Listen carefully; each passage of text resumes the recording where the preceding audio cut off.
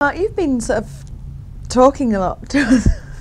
I do talk a lot. You do talk a lot. Now, Mike, you've been talking to us about your experiences in the Renault Spider, which weren't very good, but you've been driving another Renault that you like a lot more. Tell us about that. I mean, I am a Renault fan, believe it or not. And of course, how can you not be a fan of a company that has such success on the Formula One circus year in, year out? And you know, nobody's got any doubts about Renault's engineering abilities. It's just some of the products they bring to market. I don't want to start getting into the Spider again because I'll start nodding off.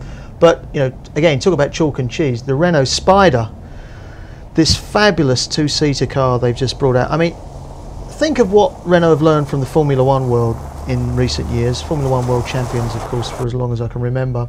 They basically said to themselves, let's give people who see the success we have most Sunday afternoons, let's give them a Formula One car for the road. And they've done that with the Spider. It's a very, very crude car. It's raw, it's basic, you won't find any frills on it, speedometer, rev counter, one or two other bits and bobs, no radio, no heater.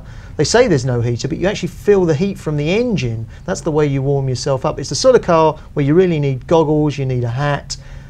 I think, well, I've got mixed feelings about it because the one that they originally launched in France last year at the Paul Ricard circuit, I had a great time driving that car. One of the best days of my life, whizzing around the circuit and the neighbouring streets without a windscreen, and it was almost like a sort of four-wheel motorbike, if you like. Yeah, the version we're getting here has a windscreen. Yeah, and I've got mixed feelings about that. In fact, probably in the real world, you'd want a windscreen because, believe it or not, you don't realise how much stuff is thrown up into your face. I mean, a lot of people throw stuff in my face, but so you're quite used to it, really, punches aren't you? usually, actually, and drinks, drinks, all sorts of things. Writs, libel writs, that kind of stuff. But to be quite serious, if you're going to drive the thing without the windscreen, you need a full face crash helmet, which is what I was using down in the south of France.